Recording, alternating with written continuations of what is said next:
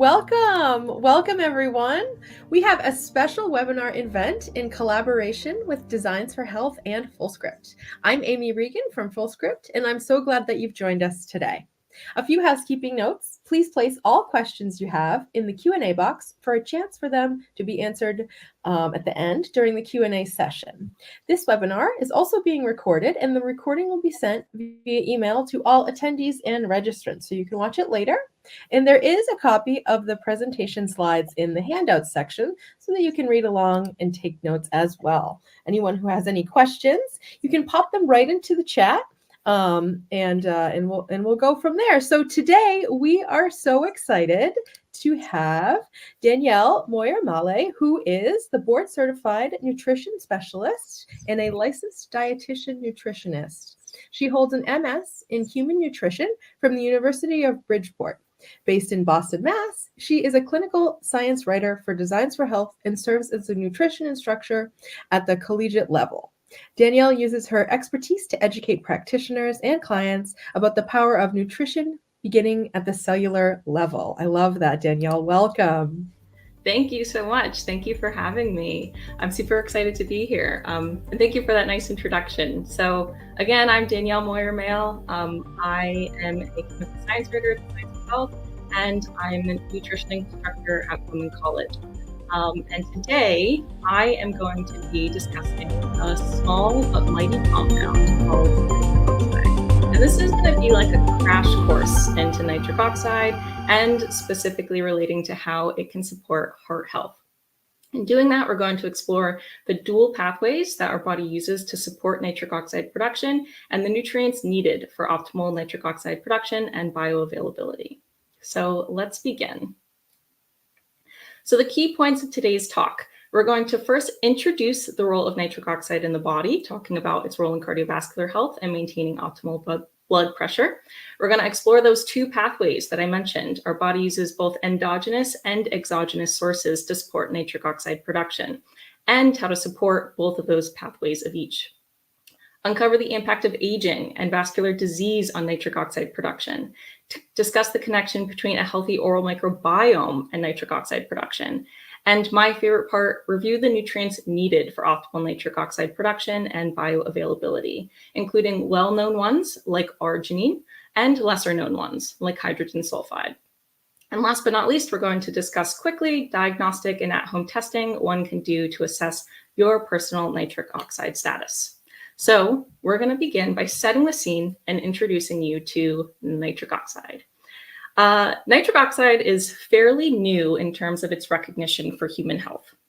It wasn't discovered until the 1980s to play a pivotal role in almost every organ system in the body. Before the 1980s, nitric oxide was viewed purely as this toxic gaseous molecule in the environment. Nitric oxide is actually an air pollutant. It's a constituent of cigarette smoke, of car exhaust, of jet airplane exhaust. So it was inconceivable that this toxic molecule could play a role in the human health. That is why it got so many awards after uncovering all of the impacts it has. So in 1992, it was awarded Molecule of the Year by Science.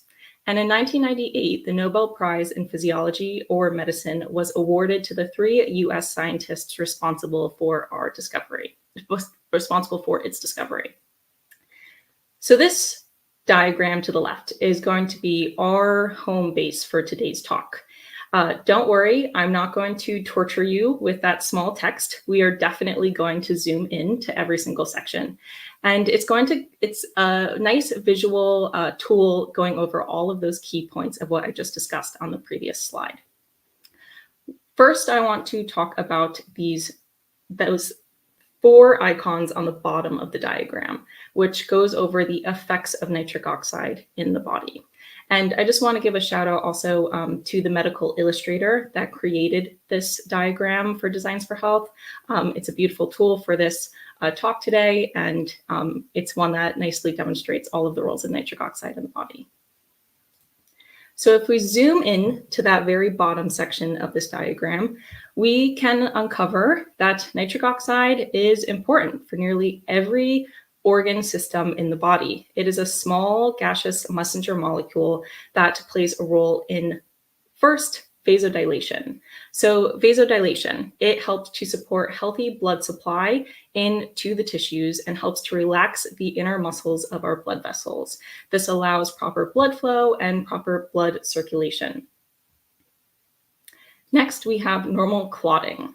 So not only is nitric oxide helpful for vasodilation, which helps support normal blood pressure, which of course is clinically relevant to those with hypertension, but it also helps to attenuate the atherosclerotic process. So it has been shown to lower platelet production and lower the formation of blood clots. So not only is it relevant to hypertension, but also atherosclerosis. That is perfectly related to the Cardio Summit that Fullscript is hosting right away, because hypertension and atherosclerosis are the underpinnings of many cardiovascular events. If we move on, we see that nitric oxide in normal physiological conditions can also help to reduce oxidative stress and promote healthy inflammatory responses. At this point, I wanted to address that nitric oxide may still be believed by some of you as purely this inflammatory compound. And I'm going to go over in certain specific clinical situations where it actually can be inflammatory and cause oxidative stress. However, in normal homeostasis, nitric oxide exerts reducing oxidative stress and helps to promote healthy inflammatory responses. If you look at all four of those things together, vasodilation, normal clotting, reduces oxidative stress, and promotes healthy inflammatory responses, we can see that it perfectly relates to supporting cardiovascular health. However, nitric oxide has more than just that. It also has other functions. It has been shown to help support hormone secretion through the hypothalamic pituitary adrenal axis. It has been shown to support nutrient metabolism, because when you think about blood flow, that allows the delivery of oxygen and nutrients to tissues throughout the body and helps to facilitate those clearance of metabolic byproducts throughout the body as well. So it supports nutrient metabolism. It supports cardiac contractility, smooth muscle relaxation, immune function, cognitive and brain health, and helps to promote healthy microbial balance. I've highlighted these last two bullet points here: promotes athletic performance and supports healthy blood flow, because those are two that come to the limelight of nitric oxide as well. It's not just heart health in terms of those who maybe have cardiovascular disease, but also those who are athletes. Nitric oxide is super relevant to supporting athletic performance. And why is that? Because by increased blood flow, this can help with healthy muscle contraction, oxygen supply to the muscles, glucose uptake, and supporting energy production through mitochondrial respiration. So nitric oxide in clinical studies has been shown to support muscle endurance, help to maybe attenuate muscle fatigue, and support athletic performance. So that's another amazing role that nitric oxide can have in the body as well. So as I mentioned, nitric oxide in some situations can be inflammatory. And in this situation, this occurs when there is an overproduction. What I'm going to be talking about primarily in this talk today is the dangers of NO underproduction. But the overproduction can occur when there is an overproduction due to inducible nitric oxide synthase enzymes. Before I move on to that, I want to set the scene. There are a group of enzymes called nitric oxide synthase enzymes that help to produce nitric oxide in the body. There's inos enzymes, enos enzymes, and ennos enzymes. Ennos is neuronal nitric oxide synthase. Enos is endothelial nitric oxide synthase, which is what I'm going to be talking a lot about today. And inos is inducible nitric oxide synthase. So these enzymes can be induced in a wide array of different cells. I'm talking macrophages, microglia, neurons, even astrocytes. So these enzymes can tend to overproduce nitric oxide in pro-inflammatory cytokine exposure, during pathogenic microbial product exposure, or in states of hypoxia. Examples of when this can occur: when there's an overproduction of nitric oxide during infections, There's also been shown to be an overproduction of nitric oxide during neuroinflammation or neurodegenerative diseases like multiple sclerosis or Alzheimer's disease.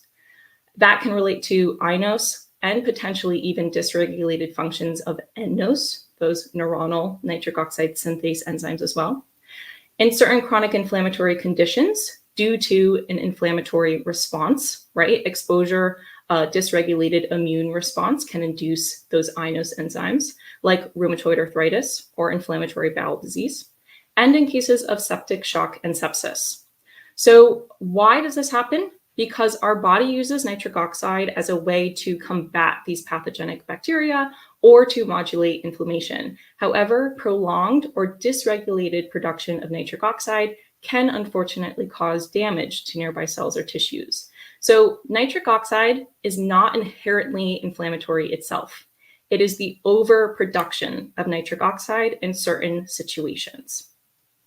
Now that I've gone over the potential damage of NO overproduction, I want to go over the potential damage of or dangers of NO underproduction, which is really applicable to cardiovascular disease.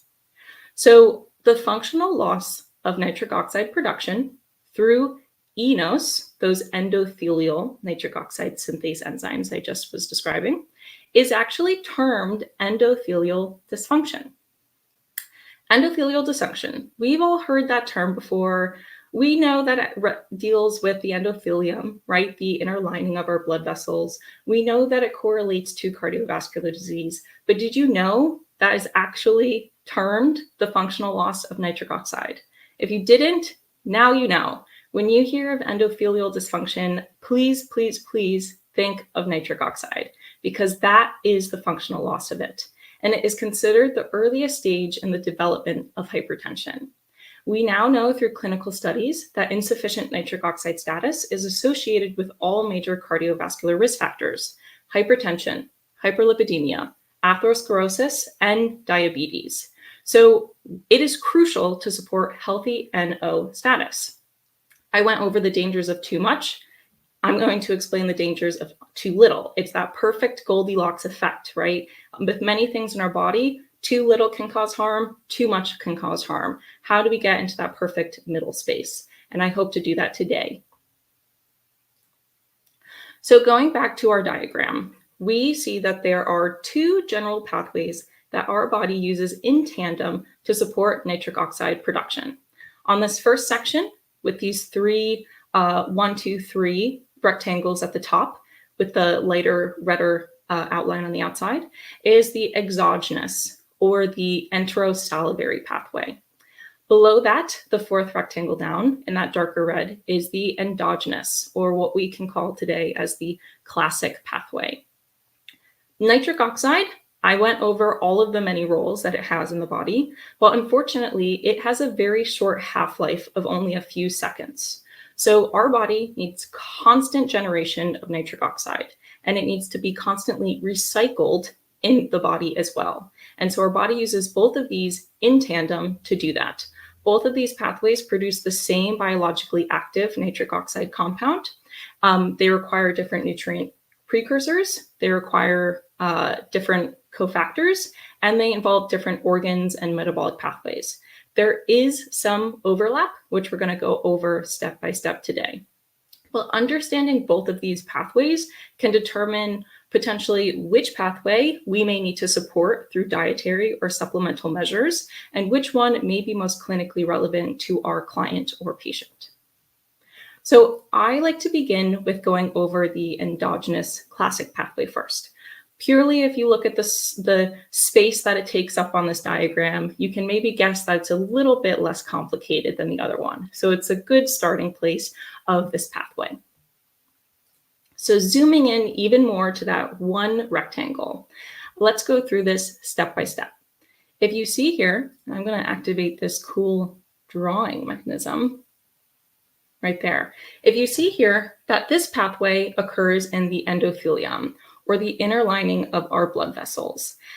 When we have the precursor L-arginine, it can be it can go through a conversion into nitric oxide and catalyzed by the eNOS enzyme.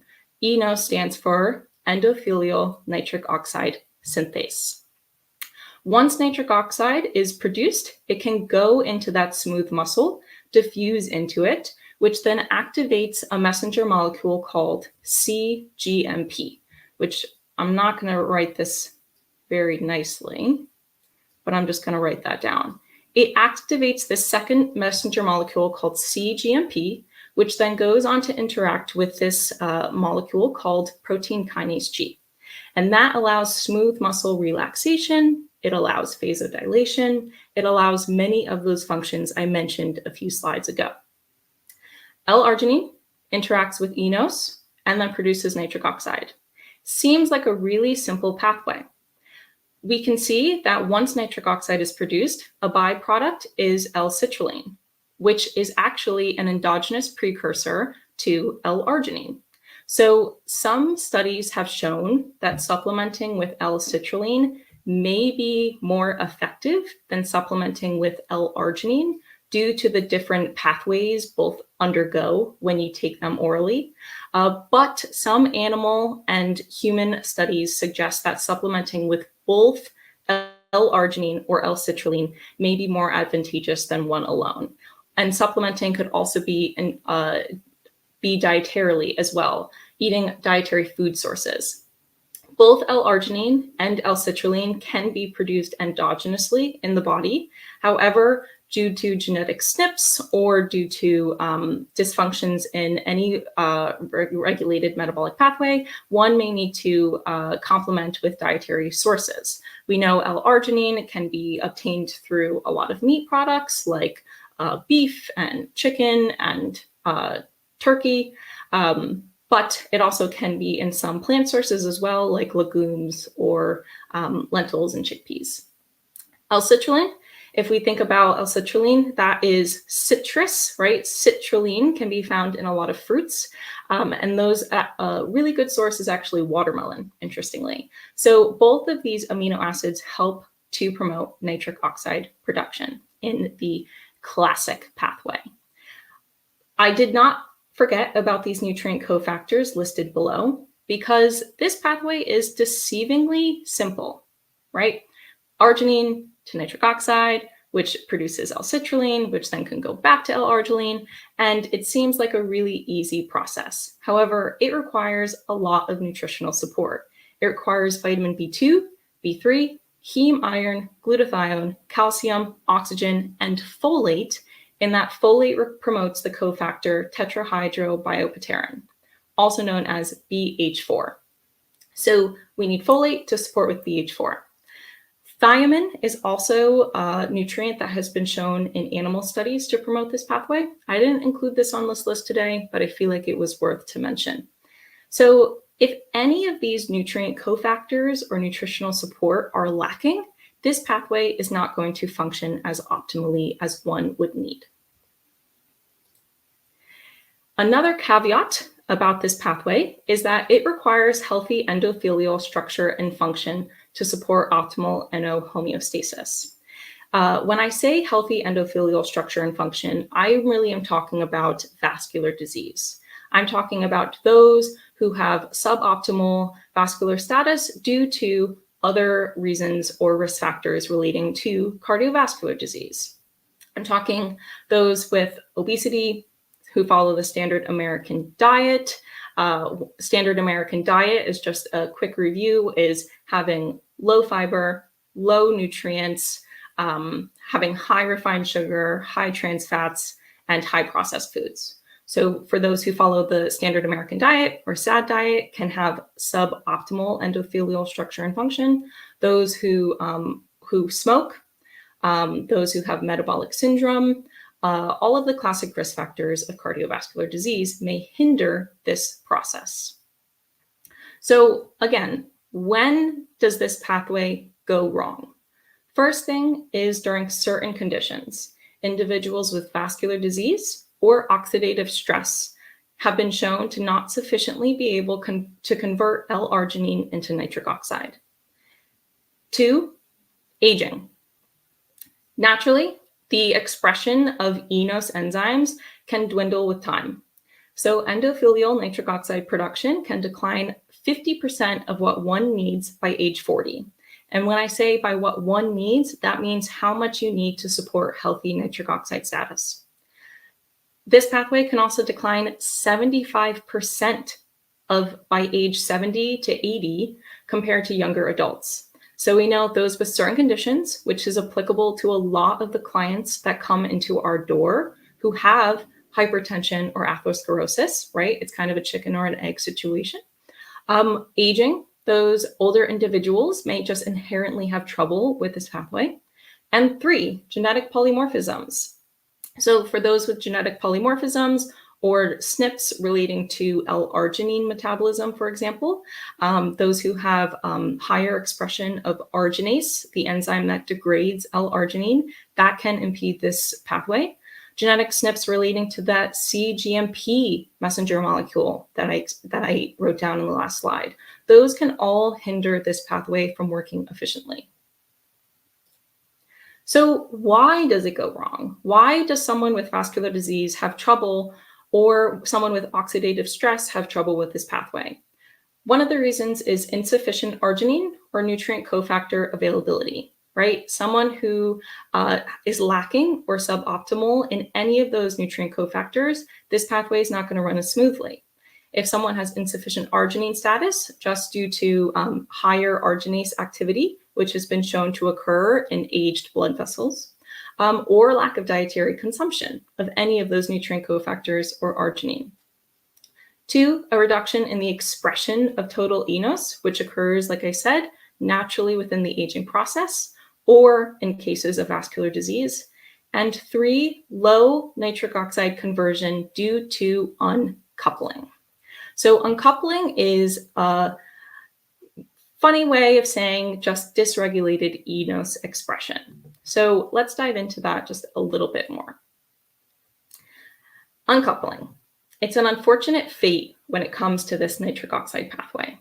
In a disease state or during oxidative stress, essential cofactors for nitric oxide production can be oxidized or depleted. And examples we went over, right? Depletion of L-arginine, and also the oxidation of BH4, which is a nutrient cofactor I mentioned a few slides ago. When this happens, enos is not able to function effectively. So automatically, that 1 reduces nitric oxide production just in general, and 2, the body switches from producing nitric oxide to then producing a radical called superoxide. Superoxide radicals can then actually interact because they're super reactive. They can react with already existed nitric oxide compounds and go on to form further radicals called peroxynitrates. These peroxynitrates and superoxides can further oxidize BH4 and then further uncouple that enos enzyme production. So that is a vicious cycle that contributes to oxidative stress, endothelial dysfunction, and impaired vasodilation. It's a vicious cycle, and it may seem pretty inevitable to get stuck into. So how does our body get out of it? And the way our body gets out of that vicious cycle is antioxidants. Antioxidants. If you aren't familiar with antioxidants, they are anti-oxidative stress. So they help to lower oxidative stress in the body. And they do that by donating electrons to free radicals, so then they become more stable and to cause less damage throughout the body. Antioxidants such as vitamin C and glutathione can help to protect cofactors like BH4 from oxidation. And in doing that, they help promote that enos activity, which then helps to promote nitric oxide production and help to promote endothelial function. So when we talk about someone who has, let's say, vascular disease or hypertension or atherosclerosis, we know a common recommendation is to eat their fruits and vegetables. Why is that? This is one of those reasons. Fruits and vegetables are a warehouse of antioxidants. some like vitamin C, some like polyphenols, and they also can support the other minerals like selenium or manganese that support antioxidant activity. Antioxidants specifically can support nitric oxide production in the endothelium, which helps to promote endothelial dysfunction. So when you think about having your fruits and veggies to support antioxidant status, this is one of the reasons why it can actually help that process.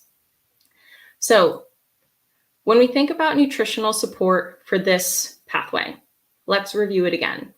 One, we know that you need L-arginine. It is the precursor to nitric oxide.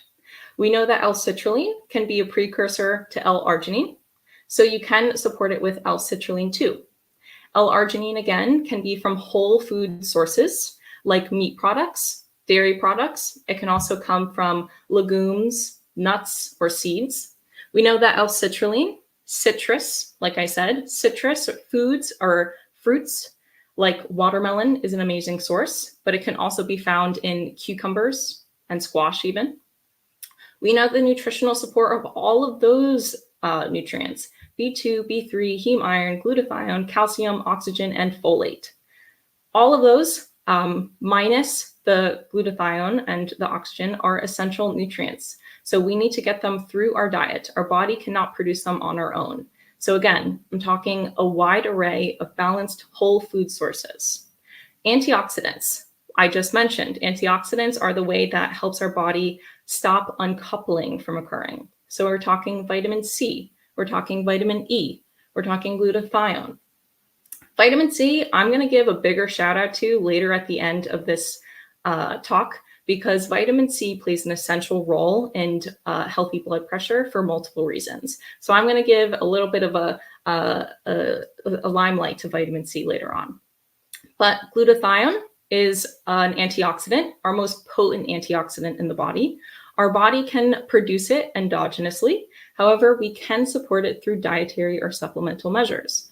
We know that sulfur-rich foods like cruciferous vegetables or alliums like garlic and onions can help to support glutathione status. We know that selenium-rich foods like Brazil nuts can also help to support glutathione status. So that's another reason why we want to support antioxidants as well. And we have hydrogen sulfide or garlic. And if you noticed, we had hydrogen sulfide on, we'll have that on the diagram in multiple parts today. And I'm going to explain its role as a summary again later on. So keep that simmering on the back burner for now, but hydrogen sulfide from garlic is a really another excellent way to support this pathway through the endogenous classic pathway. And I want to say that this is not an exhaustive list to support blood pressure. We know that magnesium and vitamin D and potassium and taurine are other nutrients that have been shown to support optimal blood pressure. But this list right here is specifically relating to that endogenous classic pathway. So clinical insights. Again, one, this pathway requires healthy endothelial structure and function. So for those who have vascular disease of some sort, it may give a good indication that this pathway is not functioning as optimally as one would want. Two, this pathway can be promoted by regular exercise, but it has been shown to not restore all losses due to age or metabolic conditions. Three, this may be clinically relevant to athletes trying to promote nitric oxide status to support athletic performance and muscle function, because athletes tend to have healthy endothelial structure and function, and this pathway can be really used to support muscle endurance, attenuate muscle fatigue, support nutrient metabolism, all of that good stuff to help with athletic performance. So knowing that this pathway may be hindered for a large portion of the population, how does our body support healthy nitric oxide status?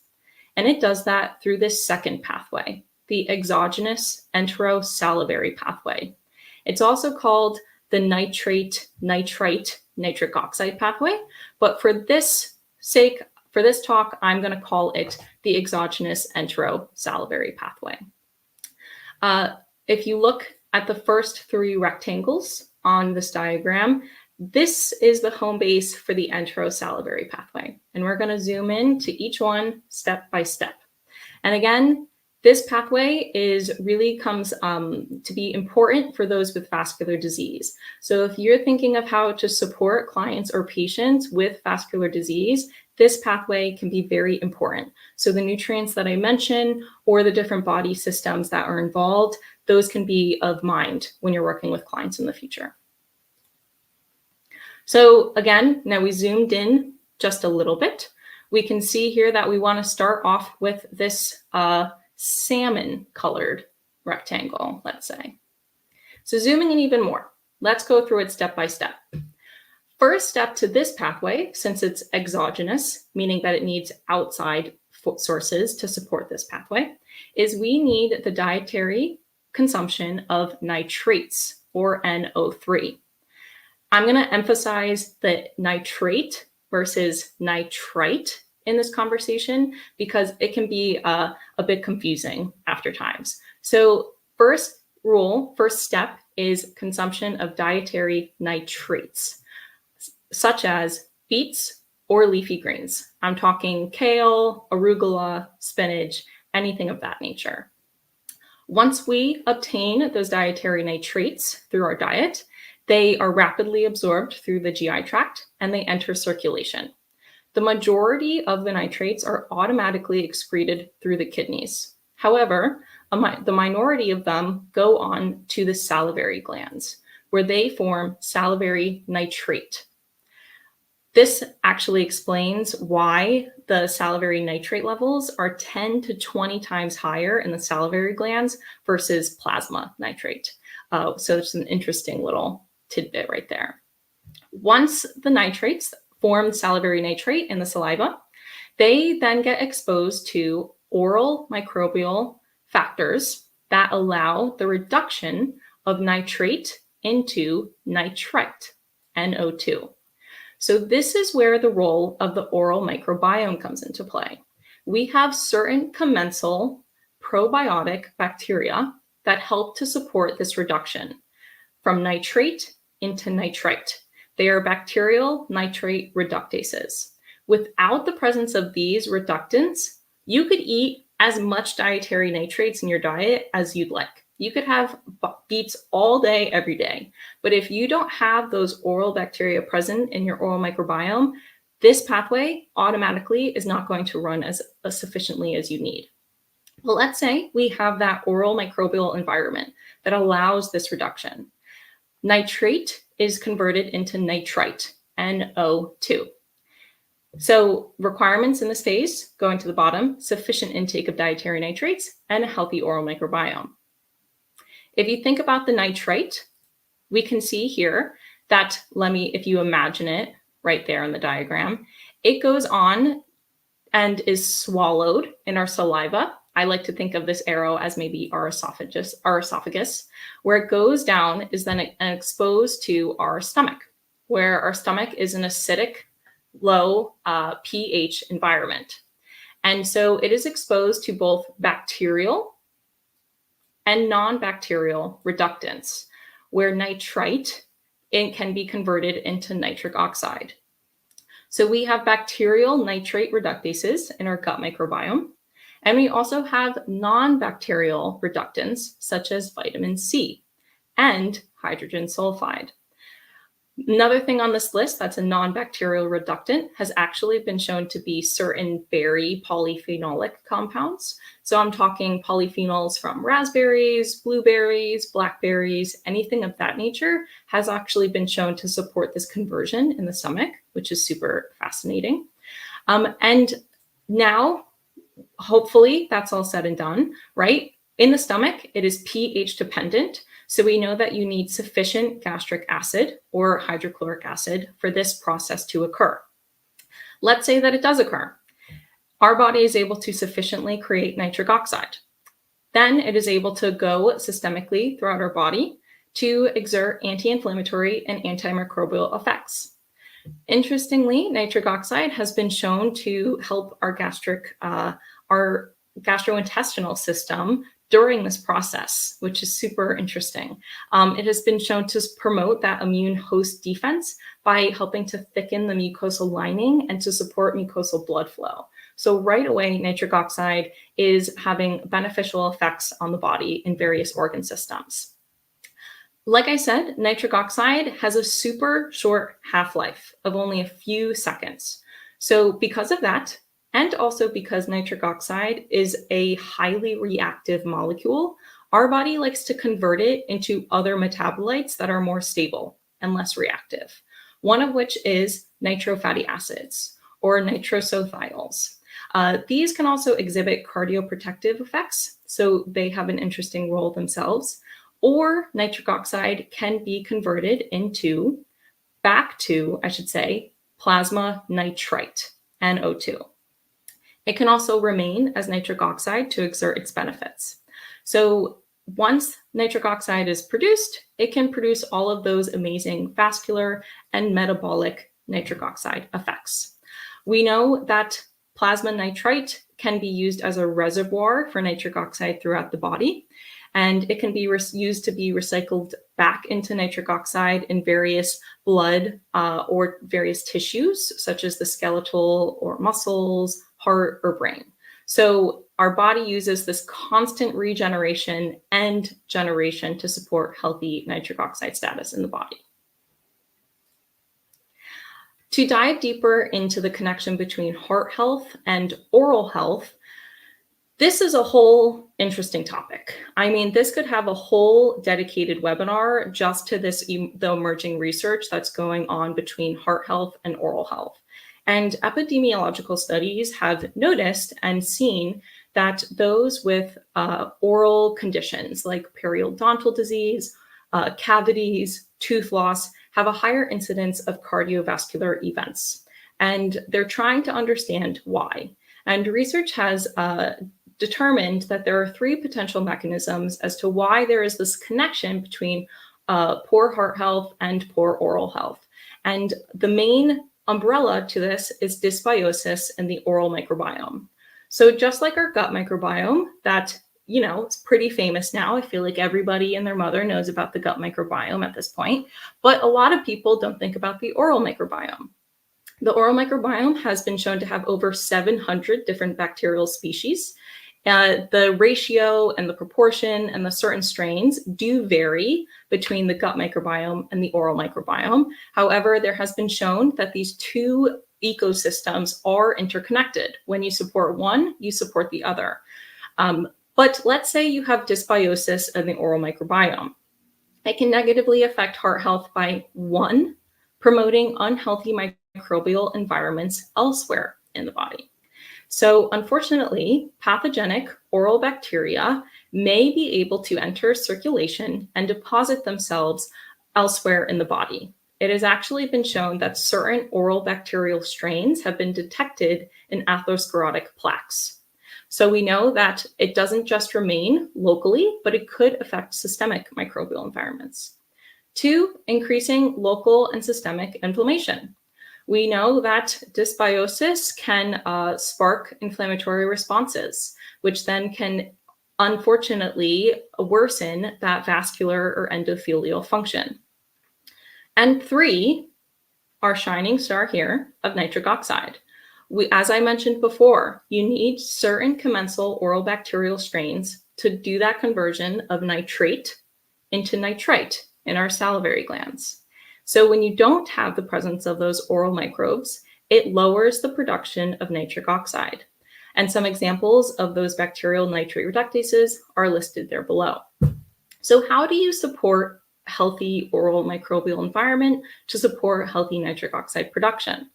It actually has been shown that just simple practices, simple dental practices can support this pathway, right? Can support cardiovascular health in general. I'm talking going to your annual dental visits, flossing, and brushing your teeth daily have been shown to have amazing benefits to not only your oral health, but also cardiovascular health as well. This tends to bring up the question of the role of mouthwash. And so mouthwash, cosmetic mouthwash, are used typically by many of us to temporarily freshen the breath, right? They have broad spectrum antimicrobial agents like chlorhexidine, alcohol, certain essential oils even, and more. And they are not designed to target specific bacterial strains. They are designed to have broad spectrum effects in lowering all bacteria in the mouth to help freshen breath temporarily. Now, it has been shown in vitro that mouthwash with chlorhexidine can destroy around 90% of those bacterial nitrate reductases. And that corresponds to an 85% decrease in the ability to reduce nitrate into nitrite. More clinical studies are definitely needed on this topic before definitive conclusions can be drawn. However, some research out there suggests that mouthwash may just do more harm than good. It has been shown that what's really dangerous is the chronic everyday use of this mouthwash, not so just every once in a while, but the chronic use of mouthwash.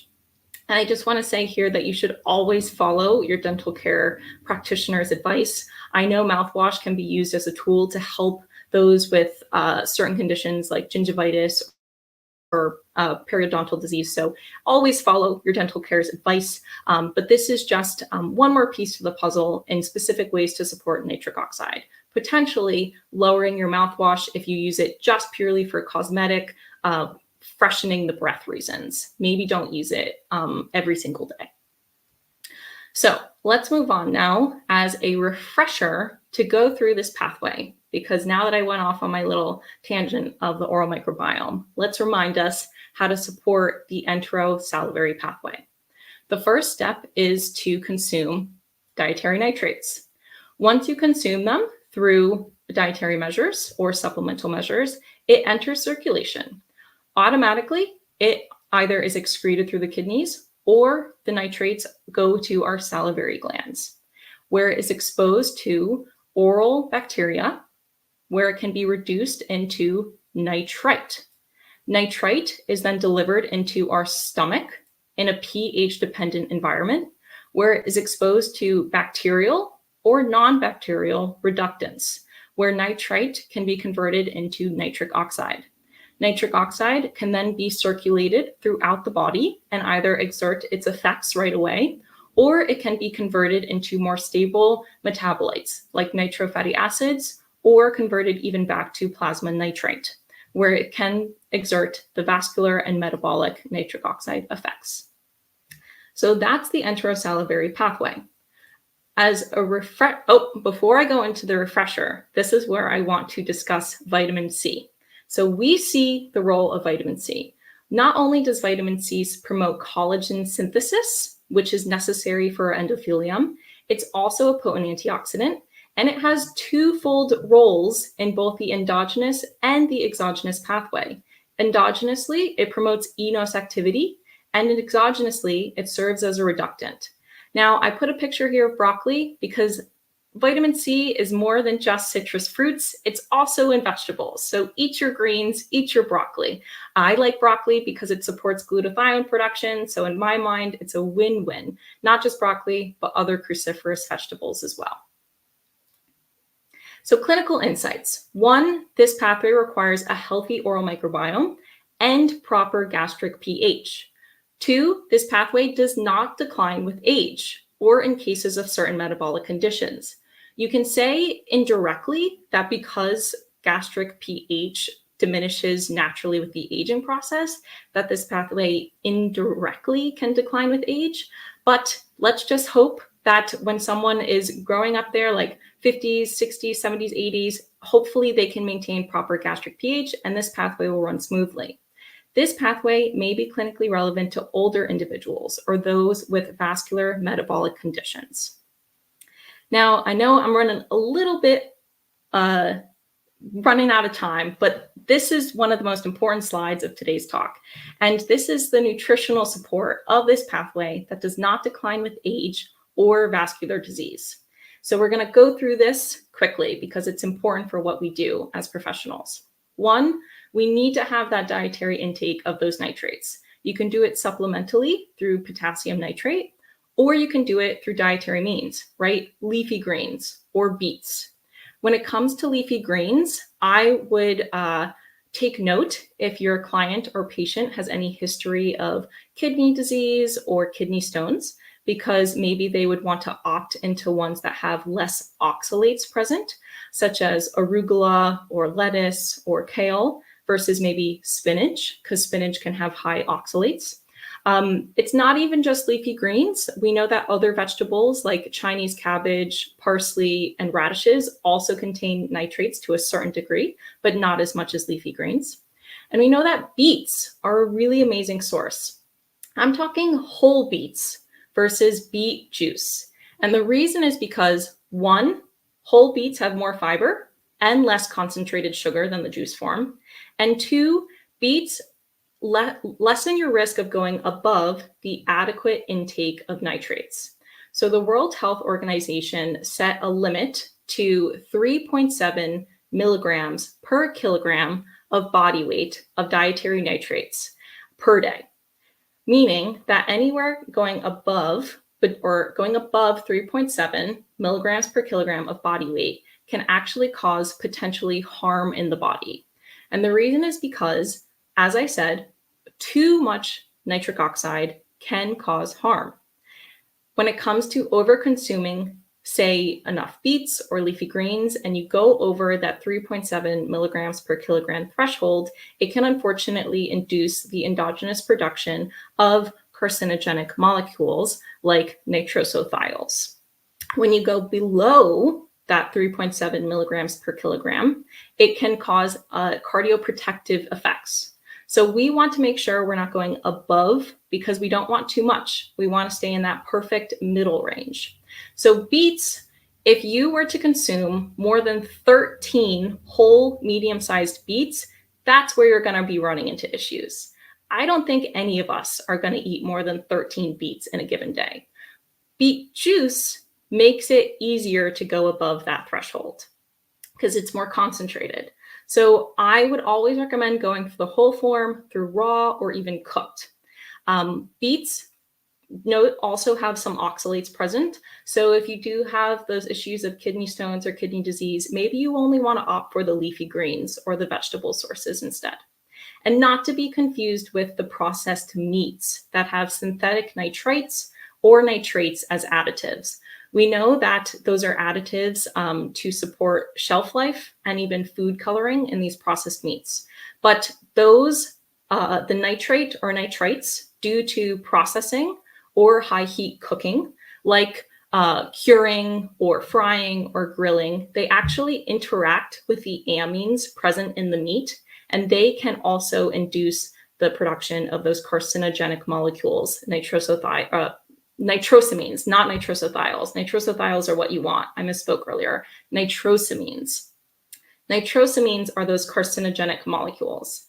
So please don't misinterpret my recommendations here.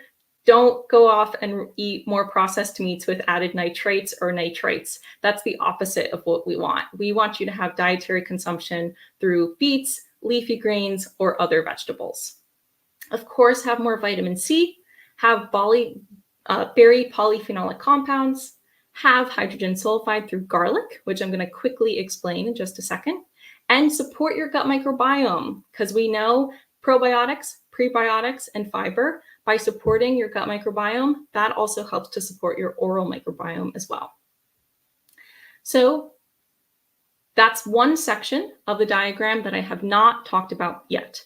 And this is my section on hydrogen sulfide. So hydrogen sulfide is a gaseous transmitter that has been shown to promote healthy nitric oxide homeostasis and vasodilation. Compounds in garlic, including allicin and S-allyl-L-cysteine, have been shown to act as H2S donors. So H2S helps to promote eNOS function. That's the endogenous pathway. It helps to support the conversion of nitrite into nitric oxide. That's the exogenous pathway. And it helps to promote stable intermediates that serve as reservoirs for nitric oxide, relevant to both pathways. So if you see here that these are small, you can't really see it from far away, but that right there is hydrogen sulfide, and that right there is hydrogen sulfide. So that's the role of garlic. Go eat your garlic, because that's going to support healthy nitric oxide production. So at this point now, we've gone over every single part of this diagram. We went over the effects of nitric oxide. We went over the endogenous pathway. We went over the exogenous pathway, and we went over the role of hydrogen sulfide in the body. Now, we know that too much or too little nitric oxide can be dangerous. So how do you assess your personal status? We know that you can do it through flow-mediated dilation, exhaled NO testing, measuring that cGMP molecule, and looking at your plasma nitrite. I've highlighted this red here because you can also do it through at-home testing at your own leisure. So I've done these tests before. They're quick, they're easy, they make sense. And this woman here on this photo is doing it herself. So these test strips are a way to have more agency in knowing your nitric oxide throughout the day, right? They attest, one, if you have enough dietary nitrates present through your salivary nitrates. And two, they look at if you have the presence of that oral microbial, oral bacterial that can reduce nitrate into nitrite. So that's a way that we want to be able to measure our nitric oxide, not have too less, not have too much, and that's it. And I'm sorry I went over a little bit on time, Amy. This is the review of our key points. If you can believe it, we did all of this here. I'm not going to read through it. Again, I just want to say thank you, and I hope you enjoyed today's. Of course, of course. Thank you so much, Danielle. Oh my goodness. Time flew by. Right, it really flew by, seriously. Everyone with any questions, please pop them in the chat, and let's dive into it right now. We've got a bunch of questions here. So Pam asked earlier, what methodologies can we use to discern NOS, and what actions can we take to reverse NO overproduction? So the first step is to assess if you have. My understanding is that there's, and I might be wrong about this, but there's not a way to specifically measure iNOS activity per se yet. The best way to look at nitric oxide production, see if you do too much, is through these diagnostic or at-home testing measures, right? Test, don't guess. So through any of these might indicate if you have too much nitric oxide production. And like I said before, overproduction of nitric oxide, specifically relating to nNOS, as you said, or neuronal nitric oxide synthase, that can be, that is associated with neurodegenerative diseases or neuroinflammation. So if you are somebody who has a condition of that sort, like Alzheimer's disease or multiple sclerosis, it might be advantageous to look at this testing for nitric oxide to see if you might need to reduce it, because it occurs in the presence of inflammation or dysregulated immune or inflammatory responses. So you can help it maybe through other pathways. Excellent. What about rinsing the mouth with hydrogen peroxide? I know you talked about mouthwash earlier. Any thoughts on that? So hydrogen peroxide, of course, that's going to influence the bacterial environment in your mouth. The research around the oral microbiome still has a lot to be learned. Even relating to mouthwash, I mean, the studies that are out there are relatively new. There's not that many long-term studies in place. So relating to hydrogen peroxide, I haven't seen research around that. There might be some in the works, but I don't know the answer to that question per se, exactly how it relates to those nitrate bacterial reductants. Definitely, that makes sense. Another question we have is there a possibility of nitric oxide toxicity with supplementation?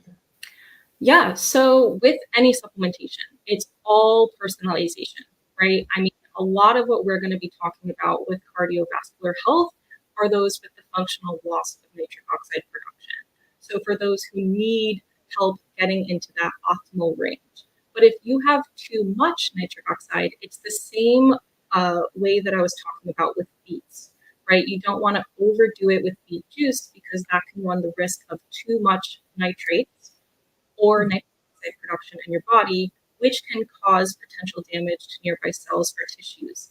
Nitric oxide is a very important molecule for the body, but it is highly reactive. So we don't want too much of it because it can cause oxidative stress. So if you have sufficient nitric oxide, right, you can get that through these testing or salivary test strips, you might not need support with nitric oxide production. Supplementation can really be helpful for those who have too little. And if you have endothelial dysfunction or vascular disease, that might give it insight that you might need support in that area. Excellent. Whitney is asking how often to assess the salivary nitrate. You can do it multiple times a day, right? You can do it as soon as you wake up. You can do it after you eat a meal as well. Usually they recommend doing the test strips, I believe, 2 hours after a meal to allow your body enough time to go through all of those processes. But you can do it upon waking up and after meals to look at the different results and to see how directly, if you eat, let's say, a salad with kale and arugula and some raw beets on it, how that might influence your results. It can be pretty insightful because you need nitric oxide 24/7. It's throughout the day. So you can do them multiple times. You can do it once, but it's good to do it upon waking up so then you can get a baseline. Excellent, excellent. I'm just checking out the questions here. No problem. And let's see. One that I thought was really interesting was, I've lost it. I'm sorry, everyone. Are there any herbs and spices that can help out with nitric oxide at all? So herbs and spices, I mean, the number one that comes to mind is garlic, right? I mean, we don't typically think of garlic as an herb, but it can actually, it is a part of that category. So garlic is one of, there's through research, we have found that garlic can have a profound impact on supporting healthy blood pressure. And it wasn't really entirely understood why. And hydrogen sulfide, that molecule, has been determined as one of the ways as to why garlic can support healthy blood pressure so much.